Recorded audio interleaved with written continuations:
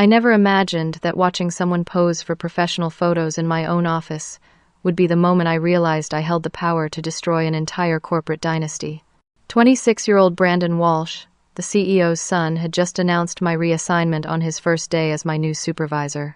While he adjusted his tie for the photographer, completely oblivious to what was about to unfold, I calmly handed him my badge. "Let's do this right," I said, my voice steady despite the storm brewing inside me. "Tell your father the board review in 3 hours should be enlightening." The morning had started like any other Tuesday at Walsh Industries, our mid-sized manufacturing company nestled in the industrial heart of Columbus, Ohio. I had arrived at 7:30, coffee in hand, ready to tackle another day as Senior Operations Director. For 12 years, I had built this company's most profitable division from the ground up, transforming a struggling department into a revenue powerhouse that generated 43% of our total income. My corner office on the 15th floor overlooked the Scioto River, a view I had earned through countless 18-hour days, weekend strategy sessions, and innovative cost-cutting measures that had saved Walsh Industries over $2 million in the past year alone. The walls displayed my MBA from Ohio State University, various industry awards, and photos from company retreats where I had been honored as Employee of the Year 3 times running. When Brandon Walsh burst through my door that Tuesday morning, flanked by a professional photographer carrying expensive camera equipment and a young assistant juggling lighting gear, I initially assumed it was some kind of mistake. Brandon wore a charcoal gray suit that probably cost more than most employees' monthly salary, his sandy brown hair perfectly styled, radiating the kind of confidence that only comes from never having faced real consequences. "Dora, perfect timing," he announced without preamble, setting his leather briefcase down on my mahogany desk as if he owned the place. "We're making some organizational changes effective immediately. You're being reassigned to the Quality Assurance Department on the 3rd floor. Angela Patterson will be taking over your current responsibilities." The photographer began setting up his equipment in front of my bookshelf, the one filled with business strategy texts, industry publications, and the leather-bound quarterly reports I had personally authored. The assistant started rearranging my furniture, moving my desk chair aside to make room for better lighting angles. "I'm sorry, what exactly is happening here?" I asked, maintaining my professional composure despite the surreal nature of the situation. "Professional headshots for the company website," Brandon explained, straightening his already perfect tie. "Dad wants to showcase the new leadership team. This office has the best lighting on this floor." He gestured around the space I had called home for over a decade. "The photographer needs about an hour, so if you could pack up your personal items, that would be great." I watched in stunned silence as this young man, who had never worked a single day in his life, according to company records, began treating my office like his personal photo studio. The photographer adjusted his camera settings, clearly familiar with this type of corporate shoot, while Brandon practiced different poses behind my desk. "This presentation you've been working on for the quarterly board meeting," Brandon continued, picking up the folder containing 3 weeks of meticulous research and analysis. "I'll be handling that from now on. Fresh perspective and all that." The quarterly presentation represented my proudest professional achievement. It outlined a revolutionary supply chain optimization strategy that would reduce operational costs by 28% while improving delivery times across all product lines. I had spent countless hours perfecting every chart, every projection, every recommendation. The board meeting scheduled for this afternoon would determine the company's strategic direction for the next fiscal year. "Brandon," I said carefully, "that presentation contains highly sensitive financial data and proprietary strategies. Perhaps we should discuss this transition with your father first." He waved dismissively. "Already cleared with the old man. He thinks it's time for some new blood in leadership positions. Nothing personal, Dora, but the company needs to evolve." The photographer snapped a test shot, the flash illuminating Brandon's smug expression as he leaned against my desk in what he probably thought was a power pose. The irony was not lost on me that he was literally trying to erase my presence from this office while documenting his own arrival. As I gathered my personal belongings, a strange calmness settled over me. Something about this entire situation felt orchestrated, too convenient, too rushed. In my 12 years at Walsh Industries, I had developed an instinct for detecting irregularities, and every alarm bell in my head was ringing at maximum volume. I reached into my desk drawer and pulled out my security badge, the one that had granted me access to every floor, every meeting room, every confidential database in the building. Brandon extended his hand expectantly, clearly relishing this moment of perceived power. "Let's do this right," I said, my voice carrying a weight he was too inexperienced to recognize. "Tell your father the board review in 3 hours should be enlightening." He had no idea his name was about to disappear from the charter. Brandon's confident smile faltered slightly, confusion flickering across his features. What's that supposed to mean? But I was already walking toward the door, leaving him standing in my former office with his photographer and his delusions of corporate grandeur. He had no way of knowing that those seemingly cryptic words would soon prove to be the most accurate prediction of his short-lived career. I hadn't planned to linger after surrendering my badge, but something about the photographer's nervous energy made me pause just outside my former office door. Through the glass partition, I could see him adjusting his camera settings with an almost frantic precision that seemed oddly disproportionate to a simple corporate headshot session. "Excuse me," I said, stepping back into the room. I forgot my coffee mug. It was a lie, but a harmless one that would buy me a few more minutes to observe this strange theatrical performance. The photographer looked up from his equipment, sweat beading on his forehead despite the comfortable office temperature. He was a thin man in his 40s with graying temples, and the kind of anxious demeanor that suggested he was far outside his comfort zone.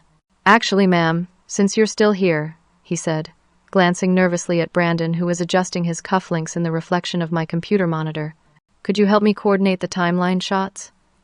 I'm a little confused about the sequence. Timeline shots. That was an odd term for executive portraits. "What kind of timeline?" I asked, genuinely curious. "Well, Mr. Walsh here needs photos showing his progression through the company," the photographer explained, pulling out a detailed shot list from his camera bag. "We need pictures that show him working at his desk, leading meetings, reviewing financial reports, that sort of thing. The client wants them to look like they were taken over the past 3 years. 3 years. Brandon had been officially employed by Walsh Industries for exactly 8 hours. 3 years, I repeated, keeping my voice carefully neutral. That's quite a comprehensive portfolio. The photographer nodded enthusiastically, apparently relieved to find someone who seemed to understand his assignment. "Yes, we did similar work for Mr. Walsh at his previous positions. Morrison Tech and Hartwell Manufacturing.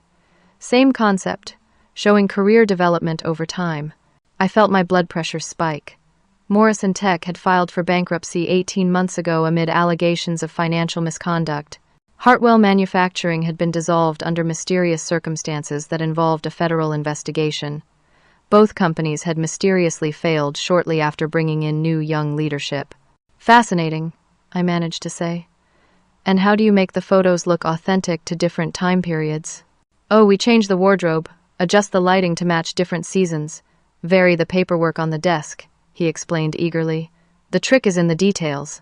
Different suit styles, seasonal decorations in the background, even aging the photos slightly in post-production to match the supposed dates."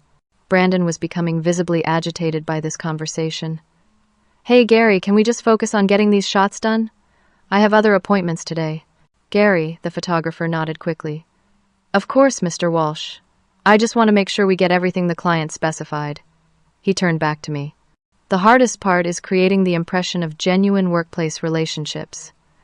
We need photos of him collaborating with colleagues, receiving recognition, presenting to groups. Makes the whole career narrative more believable." The word narrative hung in the air like a toxic cloud. This wasn't documentation, it was fabrication.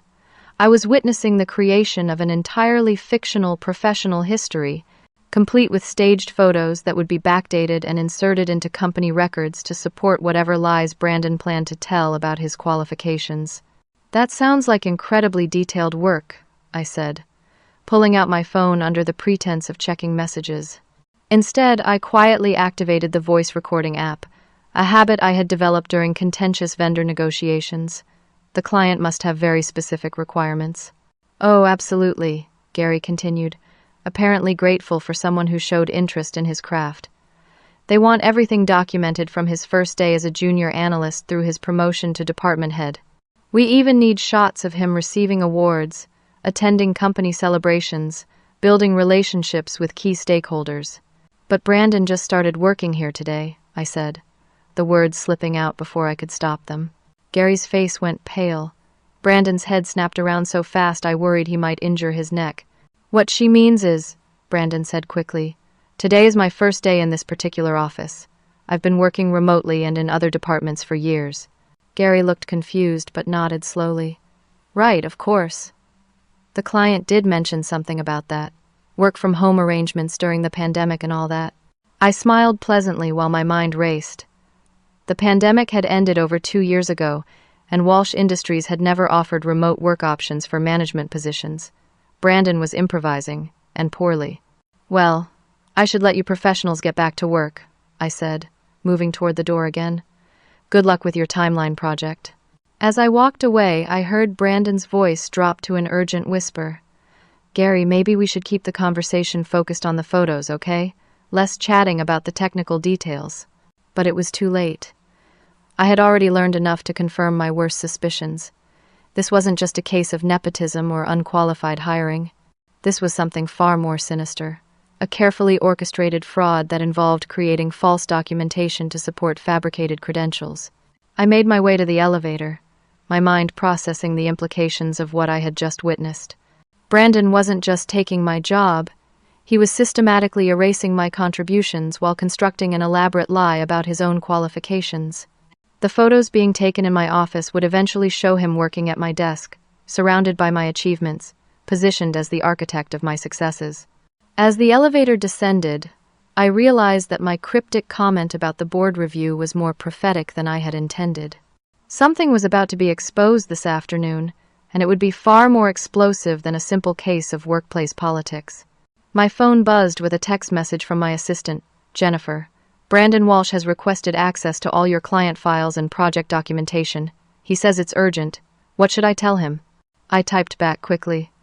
Tell him everything will be available after the board meeting this afternoon. Priority protocols require board approval for sensitive file transfers. It was complete nonsense, but it would buy me time. I needed to understand exactly what I was dealing with before Brandon could access 12 years of my carefully documented work and potentially use it to support his fraudulent career narrative. The elevator reached the lobby, but instead of leaving the building, I pressed the button for the 3rd floor.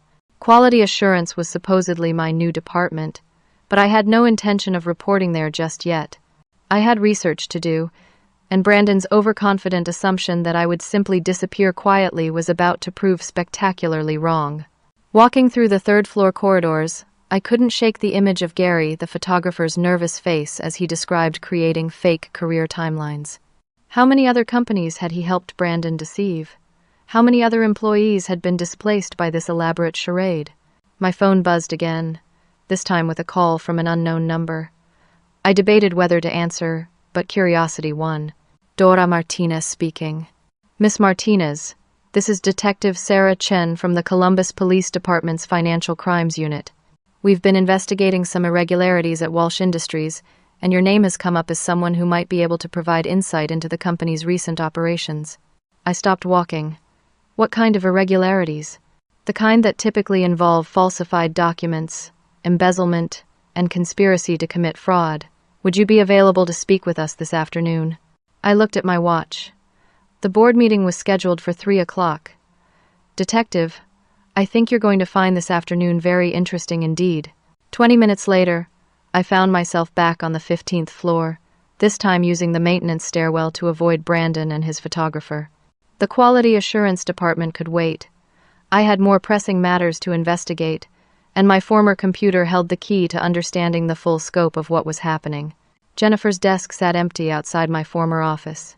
She usually took her lunch break at noon, which gave me approximately 45 minutes of uninterrupted access. Through the glass partition, I could see Brandon posing for what appeared to be his 20th photograph, this time staged to look like he was analyzing financial charts on the wall. I slipped into Jennifer's workstation and used her computer to access the building's security logs. As Senior Operations Director, I had maintained administrative privileges across multiple systems, access that wouldn't be revoked until the end of the business day, according to standard protocol. Brandon might have my office, but he didn't yet have my digital footprint. The security logs revealed something that made my stomach drop. Someone had been accessing my computer remotely for the past 8 months, typically during overnight hours when the building was empty. The access originated from an external IP address, but the login credentials were sophisticated enough to mask their true origin. I dug deeper into the system logs, following digital breadcrumbs that painted an increasingly disturbing picture. Whoever had been infiltrating my computer had copied thousands of files, client communications, strategic planning documents, financial projections, and every major presentation I had delivered over the past 2 years. But more alarming than the theft was what I discovered next. Someone had been planting documents in my personal folders, financial records that showed transactions I had never made, wire transfers to accounts I had never opened, purchase orders for services that didn't exist. The planted evidence was sophisticated, designed to look like I had been systematically embezzling money from company accounts while covering my tracks through complex financial manipulations. My hands trembled as I traced the digital trail back to its source. The remote access wasn't coming from some external hacker. It was originating from a laptop registered to Brandon Walsh. He had been preparing to frame me for financial crimes for over half a year, long before his dramatic arrival in my office this morning. I downloaded the security logs to a secure drive, then accessed my email archives to understand the full scope of the theft. Every innovative strategy I had developed, every cost-saving measure I had implemented, every client relationship I had cultivated had been systematically copied and documented. My revolutionary supply chain optimization plan, the one Brandon intended to present to the board this afternoon, had been stolen from my files 3 weeks ago. But the digital theft went beyond just my work product. I discovered email communications between Brandon and his father dating back 10 months, discussions about the transition plan and removing obstacles to expansion. They referred to me as the problem and discussed various strategies for eliminating her influence while preserving her valuable contributions. One email from Brandon to his father was particularly chilling. The Martinez situation needs to be handled delicately. She's too competent and too trusted by the board to simply fire without cause. We need to position her as the source of the financial irregularities, then move quickly to distance the company from her before anyone starts asking uncomfortable questions. William Walsh's response was equally revealing. Agreed. The precedent we established at Morrison Tech worked perfectly. One scapegoat takes the fall. We emerge as the heroes who discovered the fraud, and we have a clean slate to work with. Ensure the documentation is thorough. Morrison Tech. The company that had gone bankrupt amid financial scandal, the same company where Gary, the photographer, had created fake career documentation for Brandon. I was witnessing a pattern, a systematic method of corporate infiltration and destruction that had been refined through multiple iterations. I accessed the financial records that Brandon had planted in my files, studying them with the analytical skills that had made me so valuable to the company. The fake embezzlement scheme was impressively detailed, showing gradual escalation over 18 months with increasingly large transactions. If discovered during an audit, it would appear that I had been systematically stealing from the company while using my position to cover my tracks. But whoever had crafted this false evidence had made critical errors, mistakes that only someone with my deep understanding of the company's financial systems would notice. The account numbers didn't match our actual banking relationships, the transaction dates conflicted with known system maintenance windows, and the approval codes violated established protocols that I had personally designed. My phone buzzed with another message from Detective Chen. Miss Martinez, we're accelerating our timeline. Can you meet with us within the hour? We have reason to believe evidence might be destroyed this afternoon. I typed back quickly. I'm gathering digital evidence now. Give me 30 minutes. As I continued downloading files, I noticed something else disturbing in the email communications between the Walsh men. They weren't just planning to frame me. They were preparing to flee the country. References to offshore arrangements and backup plans suggested they intended to disappear once the fraud was discovered, leaving behind a company in ruins and employees without jobs. A soft knock on Jennifer's desk made me look up. Gary the photographer stood in the doorway, his camera bag slung over his shoulder and his face pale with anxiety. "Excuse me, ma'am, but I need to speak with you," he said, glancing nervously toward my former office, "about the conversation we had earlier. I think there's something you should know." I gestured for him to sit down. "What is it, Gary?" I've been doing work for the Walsh family for 3 years, he said quietly, creating fake documentation, backdated photos, false credentials. I thought it was just resume enhancement, you know? Rich families trying to make their kids look more qualified than they really are. He pulled out a tablet and showed me a gallery of photos spanning multiple companies and time periods. Brandon posed in different offices, wearing different clothes, surrounded by different people, all carefully staged to create the impression of a successful career trajectory. But after what happened at Morrison Tech and Hartwell Manufacturing, Gary continued, I started to realize I was helping with something much bigger.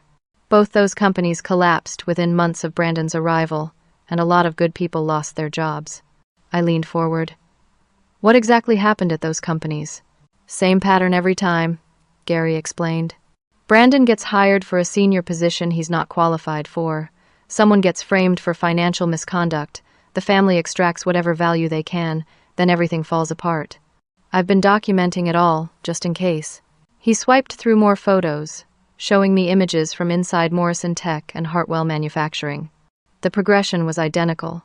Fake credentials, staged photos, gradual takeover of key positions, then sudden collapse. Why are you telling me this? I asked. Gary's expression grew grim. Because I just overheard Brandon on the phone with his father. They're planning to accelerate whatever they're doing here. Something about a board meeting this afternoon and needing to close the loop before anyone asks questions. I felt the pieces clicking together in my mind like a complex puzzle reaching completion. The board meeting I had mentioned earlier wasn't just about my quarterly presentation. It was the culmination of a carefully orchestrated fraud that would destroy Walsh Industries while positioning me as the primary culprit. Gary, I said urgently, I need you to give all of this documentation to Detective Sarah Chen at the Columbus Police Department. Can you do that? He nodded quickly. Already planned to. This has gone too far.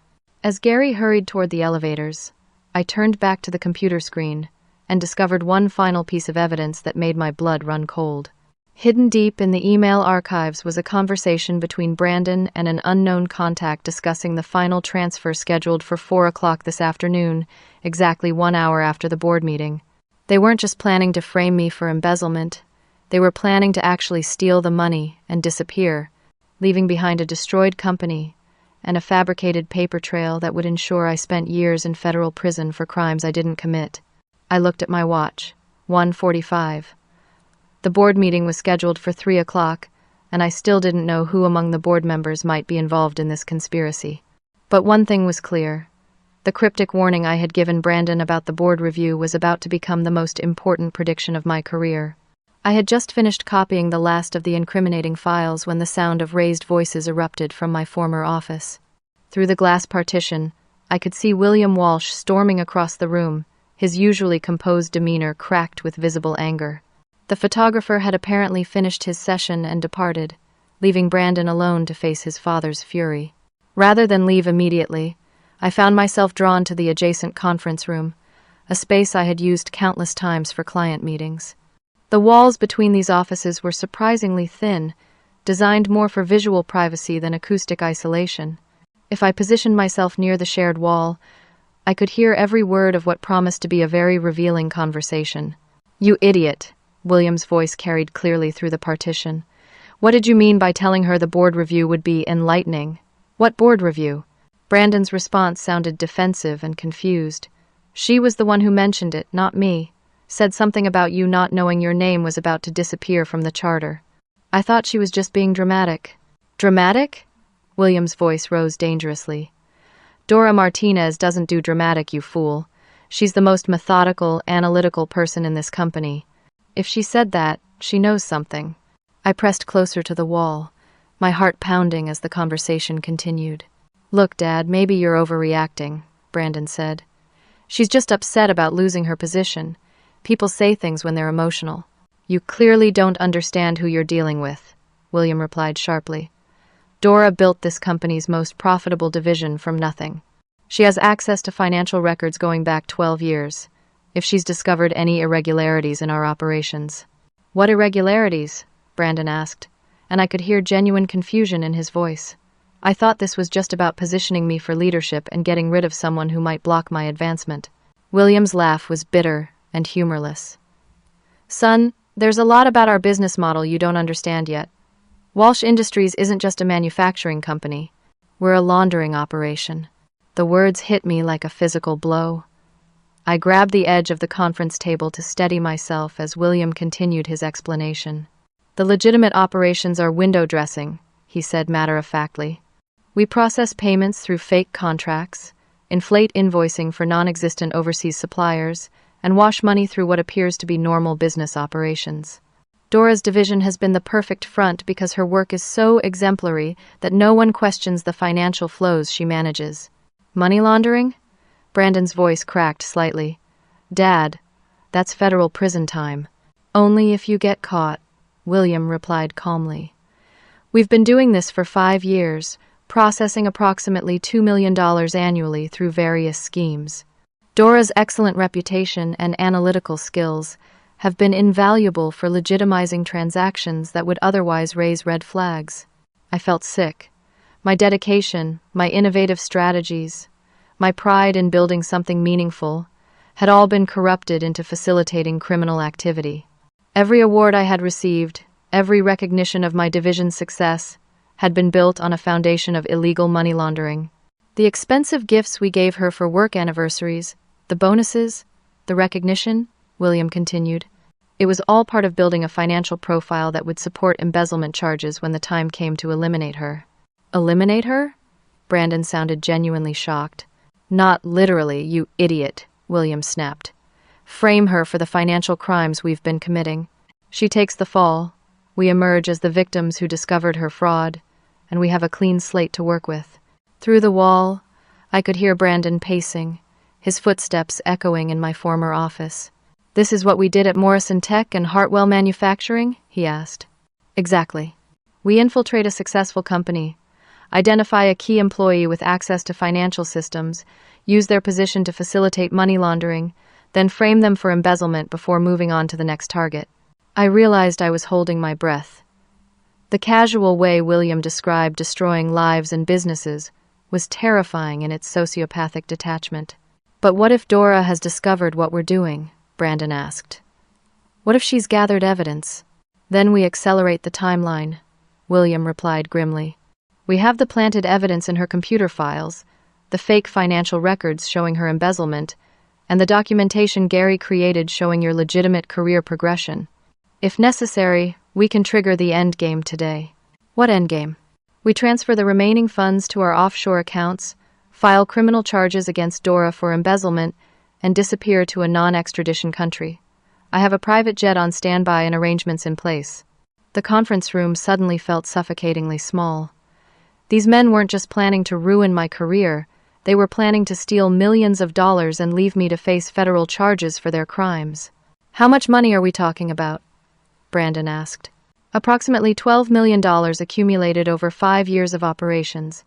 Enough to live very comfortably in several countries that don't cooperate with U.S. law enforcement." My hands shook as I tried to process the magnitude of what I was hearing. $12 million stolen through operations I had unknowingly facilitated, using systems I had designed and optimized for legitimate business purposes. "But what about the board meeting this afternoon?" Brandon asked. "What if she really has called for some kind of review?" William was quiet for a long moment. "That's what concerns me. The board meeting was supposed to be routine quarterly reporting. If Dora has initiated any kind of investigation or audit, what do? We find out exactly what she knows and how much evidence she's gathered. Then we decide whether to proceed with the original timeline or implement immediate extraction protocols." I heard footsteps moving toward the office door and realized they were preparing to leave. I needed to get out of the conference room before they discovered I had been listening to their conversation. Moving as quietly as possible, I slipped out of the conference room and made my way back to Jennifer's workstation. My phone showed multiple missed calls from Detective Chen, but before I could return them, my personal phone rang. The caller ID showed my brother Danny's name. "Dora, thank God." Danny's voice sounded unusually urgent. "Are you still at the office?" "Yes, why?" "I need to see you immediately." "I'm in the building's lobby right now." Danny worked for the FBI's Financial Crimes Unit, a detail I usually forgot since he rarely discussed his work, but something about his tone suggested this wasn't a social call. "Danny, what's going on? Your casual mentions about work irregularities during family dinners haven't been as casual as you thought. I've been building a federal case based on information you've been unknowingly providing. We need to talk right now." I looked through the glass partition and saw William and Brandon emerging from my former office, both looking grim and determined. Whatever they had decided during their conversation, it didn't look good for me. "Danny," I whispered into the phone, "I think you need to know that I've been listening to William and Brandon Walsh confess to money laundering and conspiracy to commit fraud, and they're planning to frame me for everything." There was a moment of silence before Danny responded. "Dora, get to the lobby right now. Don't take the elevator, use the stairwell, and don't let anyone see you leave." As I gathered my things and headed for the emergency stairs, I caught a glimpse of William Walsh pulling out his phone and dialing a number. Whatever was about to happen, the Walsh family was mobilizing their resources to deal with what they perceived as a threat. But they had made one critical miscalculation.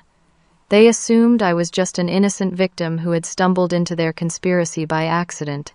They had no idea that my brother was a federal agent, or that their casual conversations about money laundering had just been overheard by someone who understood exactly how to document and report federal crimes. The board meeting scheduled for 3 o'clock was about to become far more significant than any of us had anticipated. Danny was waiting by the security desk in the lobby, but he wasn't alone. A woman in a dark business suit stood beside him, her posture radiating the kind of authority that comes with federal law enforcement training. Both of them looked tense, constantly scanning the lobby as if expecting trouble. "Dora," Danny said, quickly approaching me. "This is Agent Sarah Martinez from the FBI's Financial Crimes Division. We need somewhere private to talk, immediately." Agent Martinez extended her hand with a professional smile that didn't reach her eyes. "Miss Martinez, your brother has been very helpful in our investigation.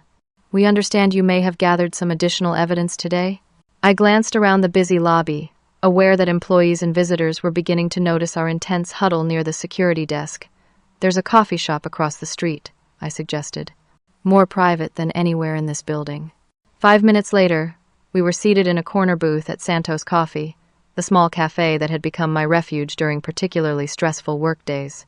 Danny ordered 3 black coffees while Agent Martinez spread several manila folders across the table.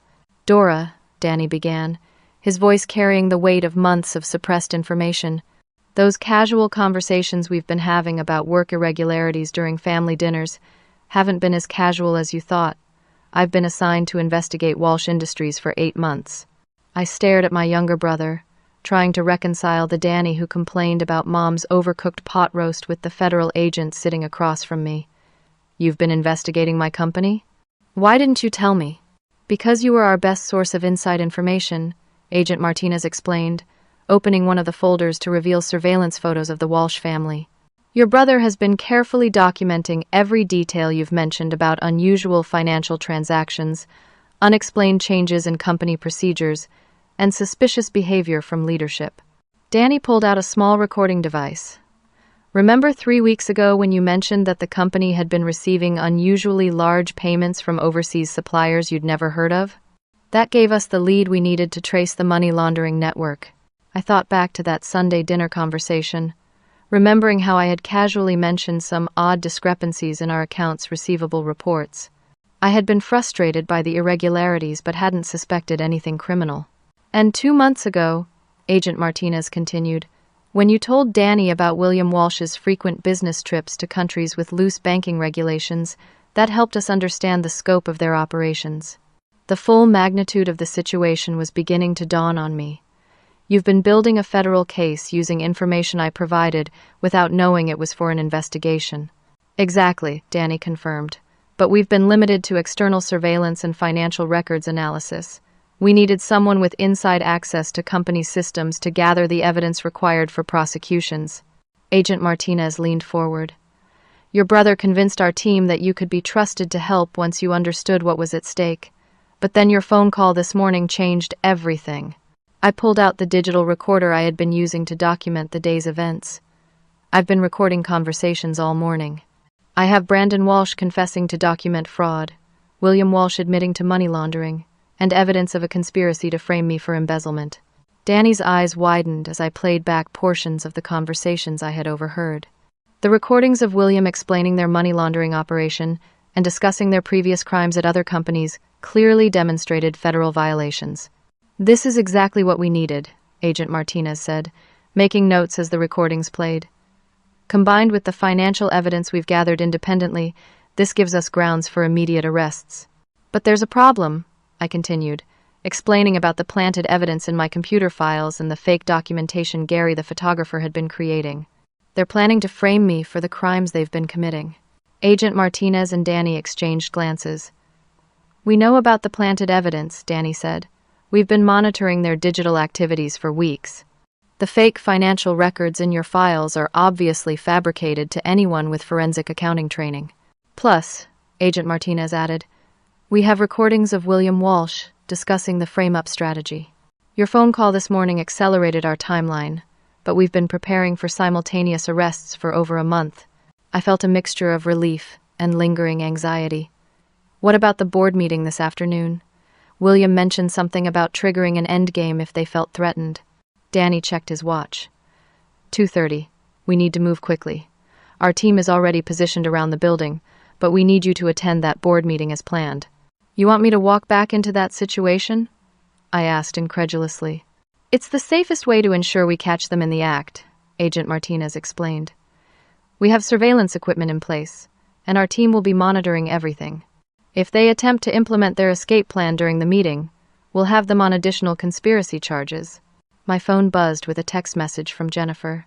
"Brandon Walsh is looking for you. Says the board meeting has been moved up to 2:45. He needs to speak with you before it starts." I showed the message to Danny and Agent Martinez. "They're accelerating their timeline," Danny observed, "which means they're planning to make their move this afternoon." Agent Martinez stood up. "Miss Martinez, I know this is a lot to process, but we need you to go to that meeting. We'll have agents positioned throughout the building, and your brother will be monitoring from our mobile command unit." "What exactly do you want me to do?" "Act normally," Danny instructed. "Let them proceed with whatever plan they've developed. We need them to commit to their criminal actions before we can make arrests." As we prepared to leave the coffee shop, Agent Martinez handed me a small device that looked like a standard company ID badge. "This is a GPS tracker, an emergency beacon. If you feel unsafe at any point, press the small button on the back twice quickly. We'll be inside the building within 30 seconds. Walking back across the street toward Walsh Industries, I tried to process everything that had happened in the past hour. My casual conversations with Danny about work frustrations had unknowingly provided the foundation for a federal investigation. The company I had devoted 12 years of my life to building was actually a sophisticated money laundering operation, and the board meeting I had cryptically referenced earlier was about to become the setting for multiple federal arrests. The lobby bustled with typical afternoon activity, employees returning from lunch breaks and vendors making deliveries. Nothing appeared unusual, but I now understood that FBI agents were positioned throughout the building, waiting for the Walsh family to make their next move. As the elevator carried me back to the 15th floor, I realized that my offhand comment to Brandon about the board review being enlightening was about to prove more prophetic than I could have imagined. But this time, I wouldn't be walking into the situation as an unsuspecting victim. I would be there as a federal witness, surrounded by law enforcement protection, watching as years of criminal activity finally caught up with the Walsh family. The elevator doors opened, and I stepped back into what would soon become one of the most dramatic federal crime scenes in Columbus business history. The 15th floor conference room had been transformed for what was supposedly a routine quarterly board meeting. The long mahogany table was set with leather portfolios, water glasses, and the usual corporate meeting paraphernalia. But something felt different as I entered the room at 2:45. The energy was charged with an undercurrent of tension that had nothing to do with normal business proceedings. Eleanor Hartwell, the 70-year-old board chairwoman, sat at the head of the table with an expression of calm authority that I had always admired. Beside her were the 5 other board members, all accomplished business leaders I had worked with for years, but today their usual pre-meeting small talk was replaced by focused, almost conspiratorial silence. William Walsh entered with Brandon close behind, both men wearing expressions of forced confidence that didn't quite mask their underlying anxiety. William carried a thick folder that I assumed contained the fabricated evidence they planned to use against me. "Thank you all for accommodating the schedule change," William began, settling into his usual chair. I felt it was important to address some urgent operational matters before the end of the quarter. Eleanor's steel-gray eyes fixed on William with unwavering intensity. "Indeed, William. We've been looking forward to this discussion for quite some time." There was something in her tone that made both Walsh men shift uncomfortably. I took my usual seat along the wall, supposedly present to provide operational details if requested, but actually serving as a federal witness wearing a tracking device provided by the FBI. "Before we begin," Eleanor continued, "I think it's important that everyone understand the full context of today's meeting." She opened her own folder and removed a stack of documents that made William's face go pale. "The board has been conducting an independent investigation into company financial irregularities for the past 8 months.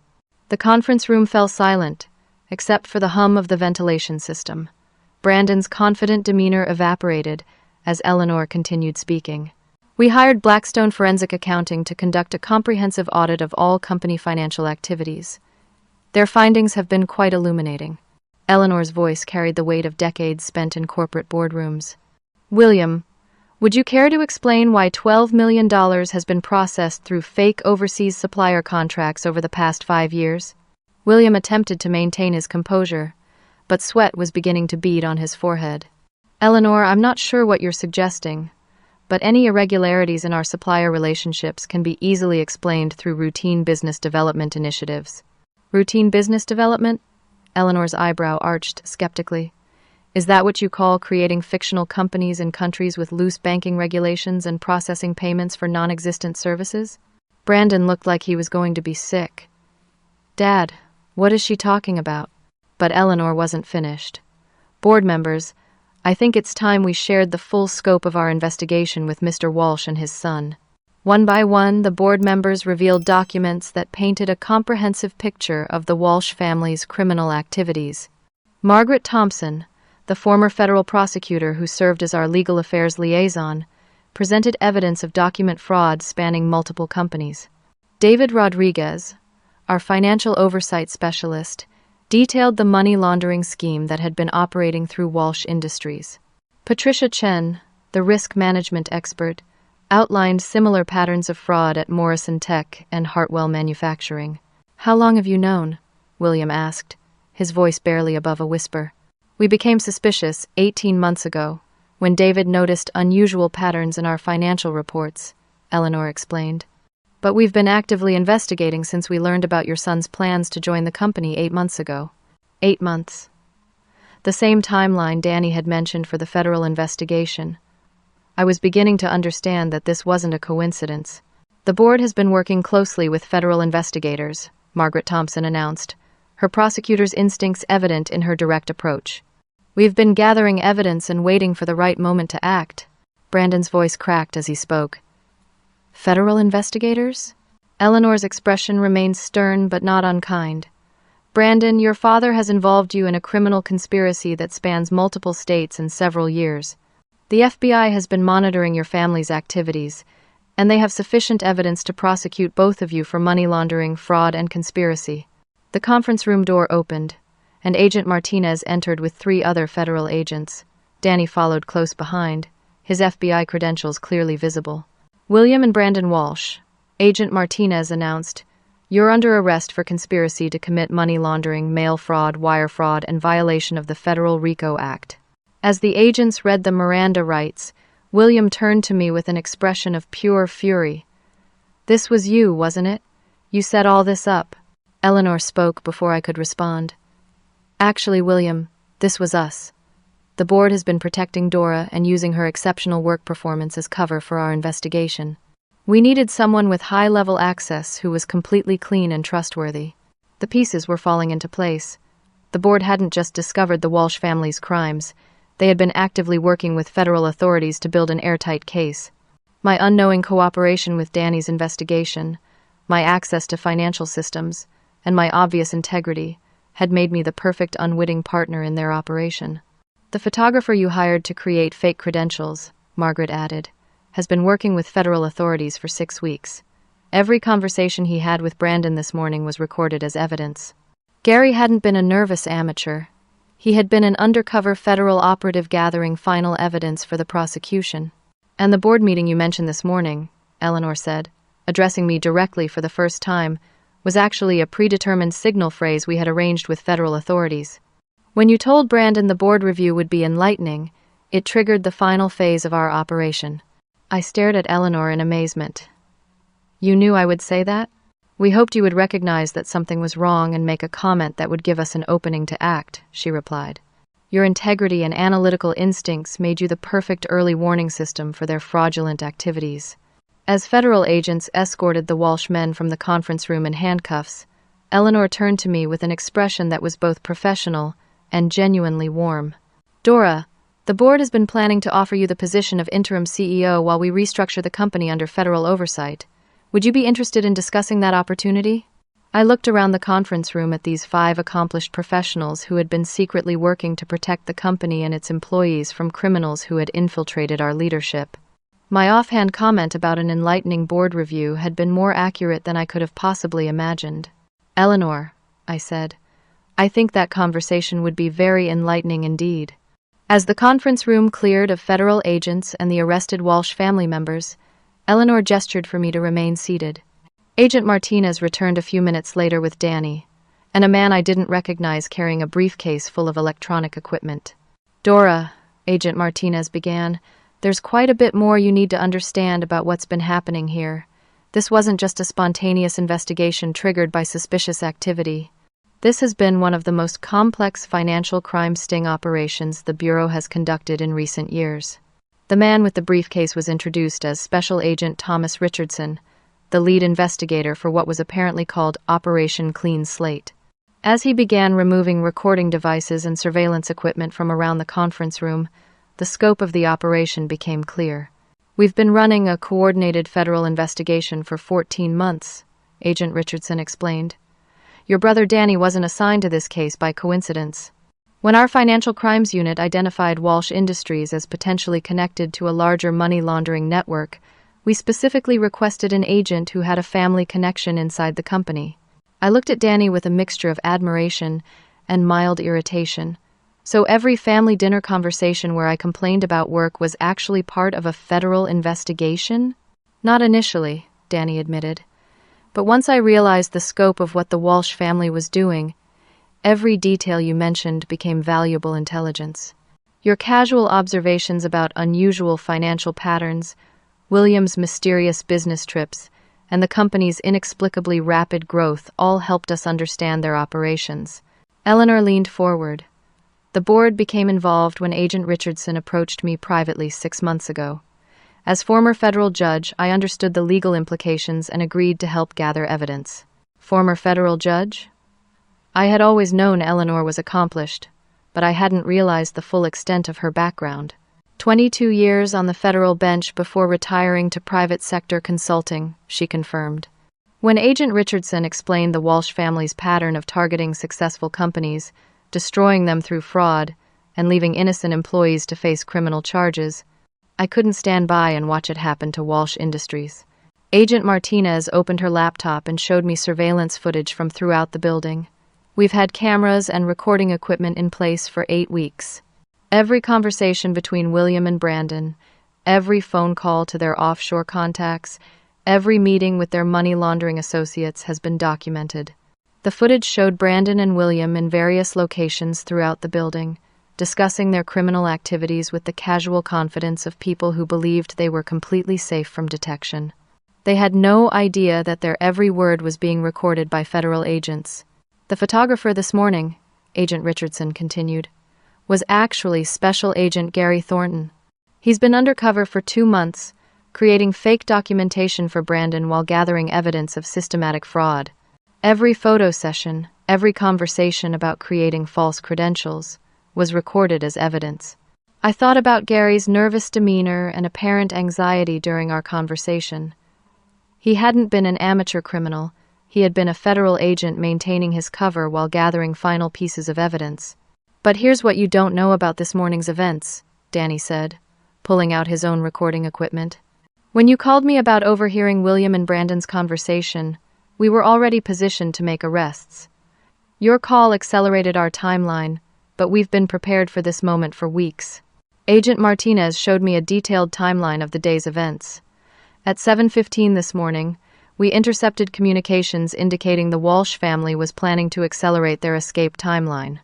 At 8:30, we received confirmation that they were implementing their plan to frame you and extract remaining funds. At 9:45, when you first encountered Brandon in your office, we were already in position throughout the building. The realization hit me like a physical impact. The entire day was choreographed? Not choreographed, Agent Richardson clarified, but anticipated. We knew they would eventually move against you because you represented the biggest threat to their operations. Your integrity, your analytical skills, and your detailed knowledge of company finances made you dangerous to their criminal conspiracy. Eleanor picked up a folder I hadn't noticed earlier. Dora, there's something else you need to understand about your role in this company. The board has been protecting you for months, ensuring you remained in your position despite William's repeated attempts to remove you. She opened the folder to reveal board meeting minutes dating back 8 months, documents showing that William had repeatedly requested permission to terminate my employment or reassign me to a different division. Each time, the board had voted unanimously to retain me in my current position. We needed you exactly where you were, Margaret Thompson explained. Your access to financial systems, your detailed knowledge of operational procedures, and your obvious integrity made you invaluable for our investigation. But more than that, we genuinely believe you're the best person to lead this company forward. Agent Richardson showed me additional surveillance footage, this time featuring conversations between board members and federal agents. I watched Eleanor, Margaret, David, Patricia, and the other board members discussing strategy, reviewing evidence, and planning the day's operations with the precision of a military campaign. The phrase you used this morning about the board review being enlightening, Eleanor said with a slight smile, was actually a predetermined signal we had arranged with federal authorities. We hoped that if you sensed something was wrong, you would make a comment that would give us an opening to act. But what if I hadn't said anything? I asked. We would have proceeded anyway, Agent Martinez replied. But your natural instincts and your comment about the board review gave us the perfect pretext to move immediately. Danny stood up and walked to the window overlooking the parking lot. Dora, there's one more thing you need to know about this operation. The Walsh family's crimes extend far beyond Walsh Industries. They're part of a larger criminal network that has targeted dozens of companies across 6 states. Agent Richardson opened his briefcase again and removed a thick folder containing photographs and documents. Morrison Tech, Hartwell Manufacturing, Precision Dynamics, Advanced Logistics, and 8 other companies were all targeted by the same network. The Walsh family would identify successful mid-sized companies, infiltrate them through legitimate business relationships, gradually take control of financial operations, then extract maximum value before destroying the companies and framing key employees. The scope of the criminal conspiracy was staggering. Hundreds of employees had lost their jobs, dozens of innocent people had faced criminal charges, and millions of dollars had been stolen through systematically executed fraud. Your testimony will be crucial for prosecuting not just William and Brandon Walsh, but the entire network, Agent Martinez explained. This case will likely result in federal prosecutions in multiple states and recovery of stolen funds for victims of previous fraud. As the afternoon sun slanted through the conference room windows, I tried to process everything I had learned. My casual family dinner conversations had unknowingly provided intelligence for a major federal investigation. The board of directors had been secretly working with law enforcement for months. My seemingly spontaneous comment about an enlightening board review had been the predetermined signal for federal agents to make arrests. There is one final element to this operation, Eleanor said, her expression growing serious. William Walsh made threats against your family during his arrest. Federal Protective Services have been monitoring your parents and sister since this morning. They're completely safe, but we wanted you to understand the full scope of the measures we've taken to protect everyone involved. The realization that my family had been in potential danger was sobering, but knowing that federal agents had been protecting them provided immense relief. Agent Richardson began packing his equipment. Dora, This investigation wouldn't have been possible without your unwitting cooperation and your brother's professional expertise. The Walsh family thought they were targeting an isolated employee they could easily frame and dispose of. They had no idea they were walking into one of the most comprehensive federal sting operations in financial crimes history. As the federal agents prepared to leave, Eleanor turned to me one final time. The board meeting reconvenes tomorrow morning at 9 o'clock. We have a company to rebuild and a future to plan. Are you ready to discuss that interim CEO position? Looking around the conference room where I had spent countless hours over the past 12 years, where I had presented strategies and celebrated successes and weathered corporate challenges, I realized that my cryptic comment about an enlightening board review had been the most accurate prediction of my entire career. Eleanor, I replied, I think tomorrow's meeting will be very enlightening indeed. 6 months later, I sat in the same conference room where the Walsh family's criminal empire had finally collapsed, reviewing quarterly reports that told a completely different story than any I had ever presented before. The numbers reflected not just financial performance, but genuine ethical business practices and transparent operations that had transformed Walsh Industries into something I could be truly proud of leading. The federal prosecutions had concluded with spectacular results. William Walsh received 25 years in federal prison for money laundering, conspiracy, racketeering, and witness intimidation. Brandon Walsh, who had cooperated extensively with federal investigators, received 8 years, but would serve as a witness in ongoing cases against the broader criminal network. Judge Harold Pemberton, whose corruption had been exposed during the investigation, received 15 years for accepting bribes and obstruction of justice. But the most satisfying outcome had been the complete dismantling of the criminal network that had destroyed so many companies and lives. Federal prosecutors across 6 states used evidence from our case to secure convictions against 23 individuals involved in systematic corporate fraud. Over $40 million in stolen funds had been recovered and returned to victims of previous schemes. The threats against my family that William Walsh had made during his desperate final moments had resulted in additional federal charges, but they had also revealed the extent of federal protection that had been in place throughout the investigation.